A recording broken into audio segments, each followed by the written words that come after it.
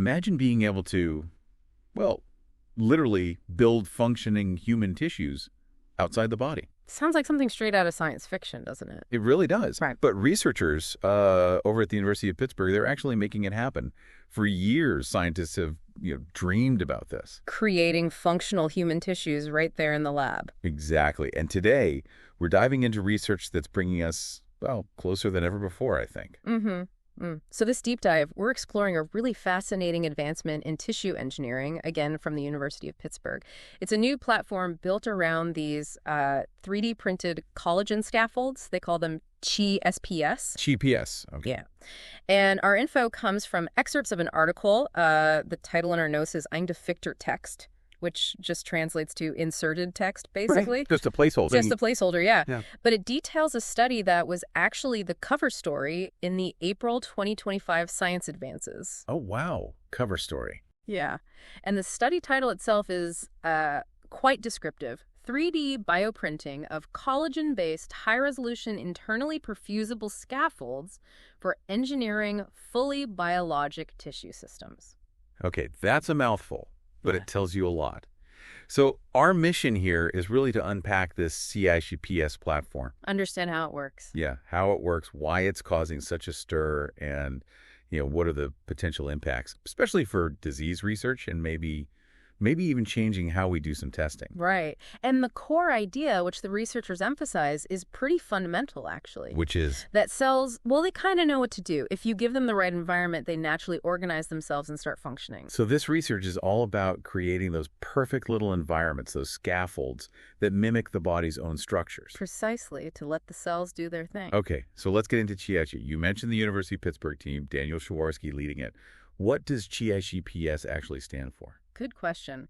It's collagen-based, high-resolution, internally perfusible structures. Okay, collagen-based. That sounds important. It is hugely important because these scaffolds are made from collagen, the natural protein that makes up so much of our connective tissue. It's where cells naturally feel at home and thrive. Right, unlike, say, the traditional models often made from things like silicone. Exactly. Silicone is synthetic. It works for some things.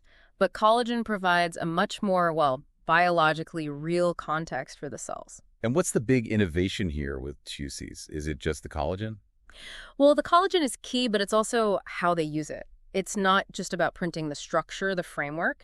They're actually embedding living cells directly into the collagen ink while it's being printed. Whoa, okay. So it's like building a house and having the residents move in room by room as it goes up. That's a great analogy, actually. Yeah. So you have these individual Chi-Cs, these little scaffolds with cells already inside. How do they actually, live and develop? You need nutrients, right? How does that work? Yes. Good point. That's always been a challenge with engineered tissues, keeping them supplied. So the chippies are designed to work with another system. It's called a vascular and perfusion organ-on-a-chip reactor. VAPOR for short. VAPOR. Think of VAPOR as the life support system. It's this micro-engineered device that mimics blood flow, delivers nutrients, removes waste, basically creating that realistic environment around the ChippyX. So the CAP is the structure, VAPOR is the plumbing and life support. How do they connect? Apparently, it's pretty neat. Andrew Hudson, who co-founded Fluidform Bio, they're involved in this too. Right. He described it as being almost like snapping Lego blocks together. The ChippyS just clicks securely into the VAPOR system's fluidics. Simple as that. Seems like it. And then the VAPOR system does its job bathing the cells in the collagen scaffold with everything they need to grow and organize. Okay, so the platform sounds really sophisticated. Yeah. Did they, test it, show it could actually do something useful? They did. They aimed high, actually. They decided to model diabetes. Diabetes. They combined vascular cells, blood vessel cells and pancreatic cells within the collagen CHIPS. Pancreatic cells. So the ones that make insulin. Exactly. And the really exciting part? What happened? The engineered tissue actually started behaving like real pancreatic tissue. It secreted insulin when they exposed it to glucose. No way.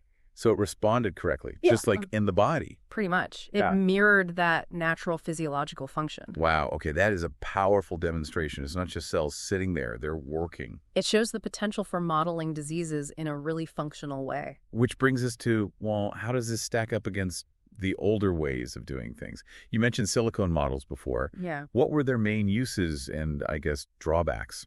Right, the traditional microfluidic models, they're often made of silicone or similar polymers, and they've been useful, don't get me wrong. People study cell migration, drug effects, that kind of thing. Sure. But the limitation is always that synthetic material. Cells just don't interact with silicone the way they do with collagen, with the natural extracellular matrix. So the CHEP-ES approach, using collagen, gets you closer to the real biological environment. Much closer. It allows for more natural cell-to-cell chatter, better growth, and crucially, it lets the cells self-organize into proper functional tissues. They aren't just stuck on a flat plastic surface. And there were design limits with the old ones too, weren't there? Mostly flat? Yeah, typically flat or maybe layered sequentially. It was hard to make really complex 3D shapes. And CHEP-ES overcomes that. That's a key advantage.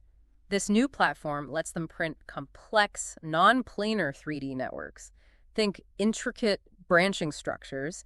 They even printed helical vascular networks, like tiny spiral blood vessels, almost like a DNA double helix shape. Inside soft organic material. That's the high-resolution part allowing that detail. Exactly.